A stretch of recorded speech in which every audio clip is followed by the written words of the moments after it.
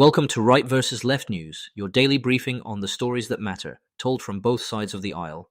I'm your AI host, Chris, and each day I bring you the most important political and cultural news, with perspectives from conservative and progressive voices. No spin, no agenda, just the facts and the opinions that shape our national conversation. Let's dive in. Here's what we're watching today. 5 stories shaping US politics right now. First, voters in Northwest Georgia choose a replacement for Marjorie Taylor Greene, a special election that could shrink the GOP's House margin.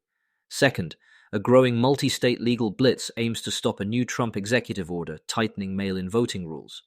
Third, a key Federal Reserve official says inflation, juiced by $4 plus gasoline, could even warrant a rate hike. Fourth, Washington loosens some Venezuela sanctions while allowing a Russian tanker to deliver oil to Cuba, drawing fire from both hawks and doves. And finally, a U.S. soldier's wife is detained by ICE on a military base, prompting a fresh fight over immigration enforcement and military families. Before we jump into today's stories, a quick word from our sponsors. This episode is brought to you by Family GPT, the AI chat platform actually designed for kids. If your children are curious about ChatGPT, but you're worried about what they might see, Family GPT gives you full parental controls, content filtering, and the ability to align responses with your family's values, whether Christian, Muslim, Jewish, secular, and many more.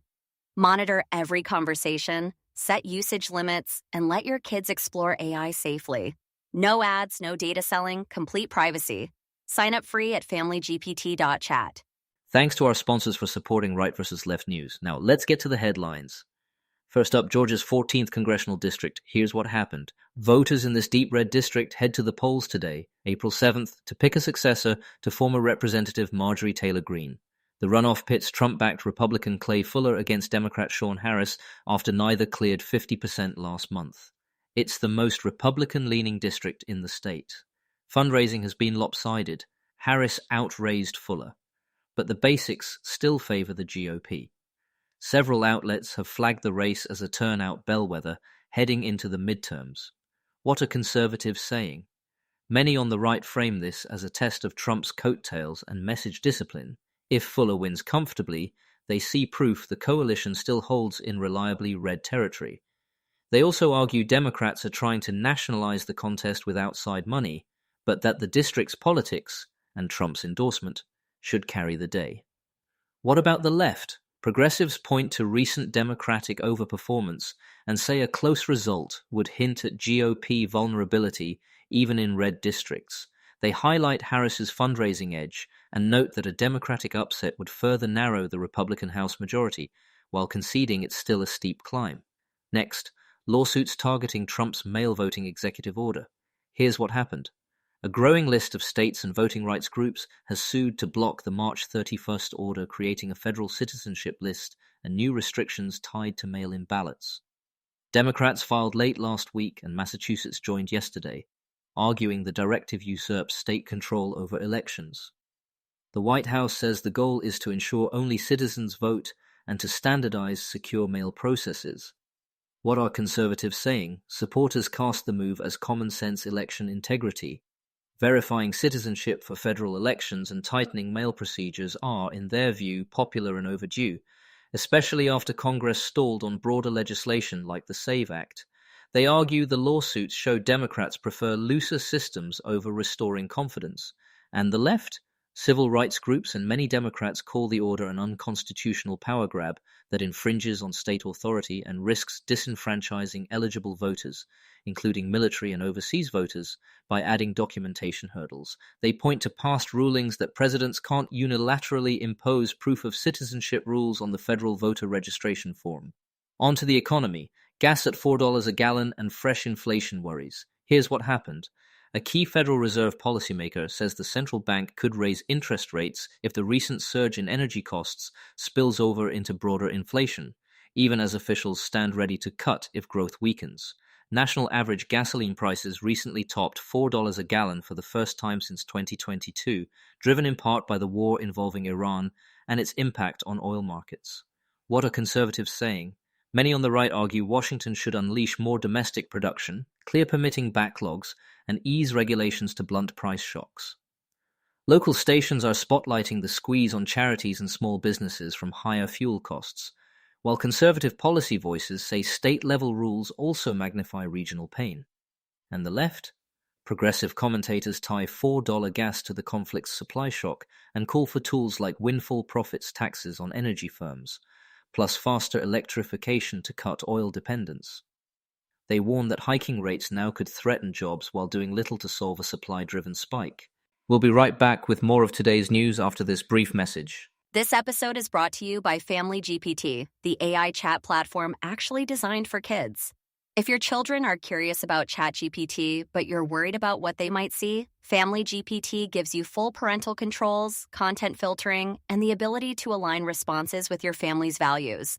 Whether Christian, Muslim, Jewish, secular, and many more. Monitor every conversation, set usage limits, and let your kids explore AI safely. No ads, no data selling, complete privacy. Sign up free at familygpt.chat. Thanks again to our sponsors. Now back to the news. Abroad, Venezuela, Cuba, and Russia. Here's what happened. The Treasury Department removed sanctions on Venezuela's acting president, Delcy Rodriguez, as Washington engages Caracas following the capture of Nicolás Maduro earlier this year. In parallel, a Russian tanker carrying roughly 730,000 barrels of crude arrived in Cuba after the U.S. allowed a limited waiver. The White House says overall Cuba policy hasn't fundamentally changed. What are conservatives saying? Many on the right are uneasy, seeing sanctions relief and a Cuba waiver as rewarding authoritarian regimes and signaling weakness to Moscow. They warn that fuel lifelines to Havana blunt pressure for reform and may encourage Russia's shadow fleet tactics. And the left? Some progressives and foreign policy doves view the moves as pragmatic crisis management, easing humanitarian strain in Cuba and leveraging engagement with Caracas to encourage reforms and prisoner releases while stabilizing regional energy flows. Others see it as part of a cautious, if uneasy, normalization. At home, an IC detention on a U.S. base. Here's what happened. An army soldier in Louisiana is fighting to halt the deportation of his wife, who was detained by Immigration and Customs Enforcement, ICE, on a military installation. She remains in detention as the case proceeds. Military family advocates say arrests like this are demoralizing during wartime and could hurt recruitment. What are conservatives saying? The right emphasizes that the law applies uniformly and that enforcement should continue, particularly against public safety threats. Even amid a Department of Homeland Security funding crunch, officials stress that deportation operations are ongoing and focused on criminal offenders. And the left? Progressive outlets call the detention of military family members cruel and counterproductive, urging categorical protections for service member households. Some Democrats are probing broader detentions of military relatives under the administration's tougher posture. Quick recap. Georgia's 14th decides today. A test of turnout and Trump's pull. Lawsuits are piling up against the new mail voting order. The Fed is flashing a caution light as $4 gas complicates inflation. Washington is balancing realpolitik and principle with Venezuela and Cuba. And an IC detention on a U.S. base puts immigration enforcement and military families in the same painful spotlight. We'll keep tracking how these threads shape policy, the economy, and the 2026 map, tomorrow and beyond.